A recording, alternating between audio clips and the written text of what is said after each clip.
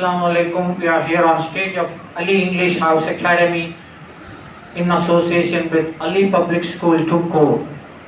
This is exclusively an academy or the stage where we have like daily classes on public speaking skills and personality development. So let's hear a speech from this girl, inshallah. Assalamu alaikum wa rahmatullahi wa barakatuh. My name is Ghazala Kaune. I am studying third standard A section.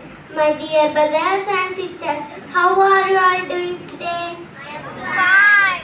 That's really wonderful. I would like to thank Ali English House Academy for giving me an opportunity to develop my personality. Today I am going to the Hadith. Prophet Muhammad sallallahu alaihi wasallam said at-tahurul shatrul iman, which means cleanliness half of it. Thank you for listening to patiently. Have a nice day.